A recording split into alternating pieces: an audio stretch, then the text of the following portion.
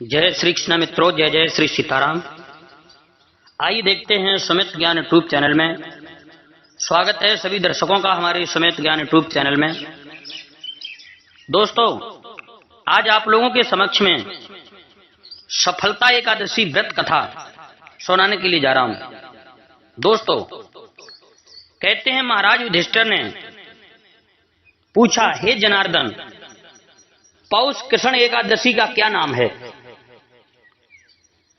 महाराज धर्मराज युधिष्ठिर ने भगवान श्री कृष्ण से पूछा है, हे माधव, पौष कृष्ण एकादशी का क्या नाम है? उस दिन कौन से देवता का पूजन किया जाता है और उसकी क्या विधि है, कृपया मुझे बताएं। कुंती पुत्र धर्मराज युधिष्ठिर ने जब भगवान श्री कृष्ण से बात पूछी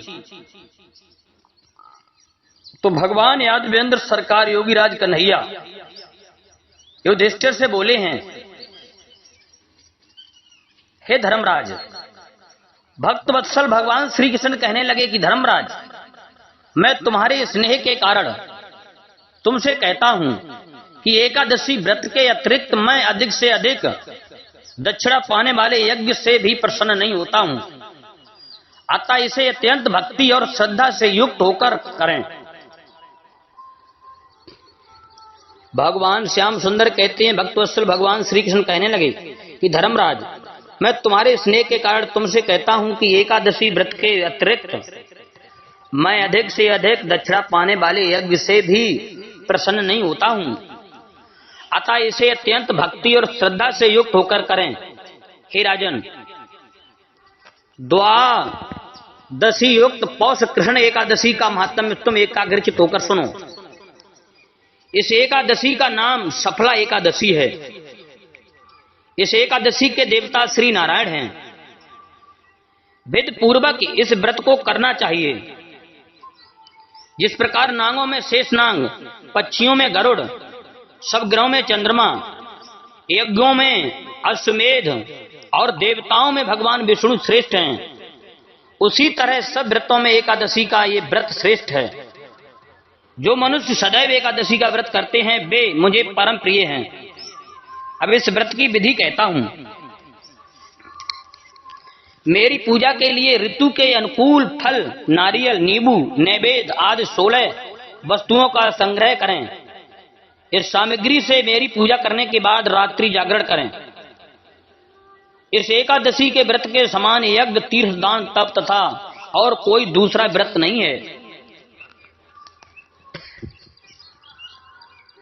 5000 बरस तप करने से जो फल मिलता है उससे भी अधिक सफल एकादशी का व्रत करने से मिलता है।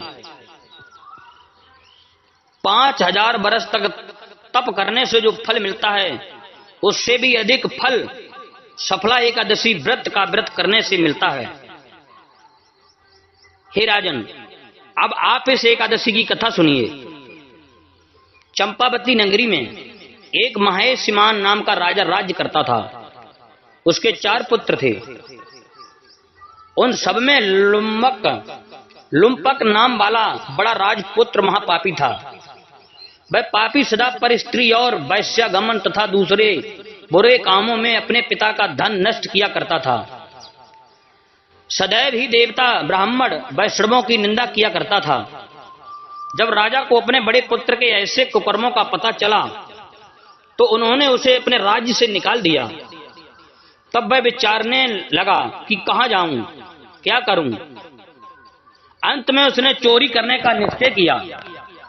दिन में वह वन में रहता और रात को अपने पिता की नगरी में चोरी करता तथा प्रजा को तंग करने और उन्हें मारने का कुकर्म करता। कुछ समय पश्चात सारी नगरी भयभीत हो गई। वह वन में रहकर पशु आदि को मारकर खाने लगा। नागरिक और राज्य के कर्मचारी उसे पकड़ लेते किंतु राजा के भय से छोड़ देते। वन के एक अति प्राचीन विशाल पीपल का वृक्ष था। वन में एक अति प्राचीन विशाल पीपल का वृक्ष था। लोग उसकी भगवान के समान पूजा करते थे। उसी वृक्ष के नीचे वह महापापी लुम्पक रहा करता था। इस वन को लोग देवताओं की कीड़ा स्थली मानते थे।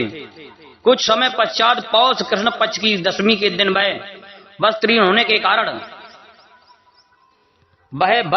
होने के कारण शीत के चलते सारी रात्रि सो नहीं सका। उसके हाथ पैर अकड़ गए। सूर्योदय होते होते वह मूर्छित हो गया। दूसरे दिन एकादशी को मध्याह्न के समय सूर्य की गर्मी पाकर उसकी मूर्छा दूर हुई। गिरता पड़ता वह भोजन की तलाश में निकला। पशुओं को मारने में वह समर्थ नहीं था, अतः पेड़ों को नीचे गिरे हुए फल उठाकर वापस उसी पीपल वृक्ष के नीचे आ गया। उस समय तक भगवान सूर्य अस्त हो चुके थे। वृक्ष के नीचे फल रखकर वो कहने लगा, हे भगवान, अब आपके ही अर्पण हैं ये फल, अब आपको ही अर्पण है ये फल, आप ही तृप्त हो जाइए। उस रात्रि को दुख के कारण रात्रि को भी नींद नहीं आई। उसके इस उपवास और जागर से भगवान अत्यंत प्रसन्न हो गए और उसके सारे पाप नष्ट हो गए। दूसरे दिन प्रातः एक अति सुंदर घोड़ा अनेक सुंदर वस्तुओं से सजा हुआ उसके सामने आकर खड़ा हो गया। उसी समय आकाशवाणी हुई कि हे राजपुत्र, श्री नारायण की कृपा से तेरे पाप नष्ट हो गए। अब तू अपने पिता के पास जाकर राज्य प्राप्त कर। ऐसी वाणी सुनकर वह अत्यंत प्रसन्न हुआ और दिव्य वस्त्र धारण करके भगवान आपकी जय हो कहकर अपने पिता के पास गया। उसके पिता ने प्रसन्न होकर उसे समस्त राज्य का भार सौंप दिया और वन का रास्ता दिया। अब लुम्पक शास्त्रानुसार राज्य करने लगा। उसके स्त्री पुत्र आदि सारा कुटुंब भगवान नारायण का परम भक्त हो गया। वृद्ध होने पर वह भी अपने पुत्र को राज्य का भार सौंपकर वन में तपस्या करने चला गया और अंत समय में वैकुंठ को प्राप्त हुआ। अतः जो मनुष्य इस परम पवित्र सफला एकादशी का व्रत करता है,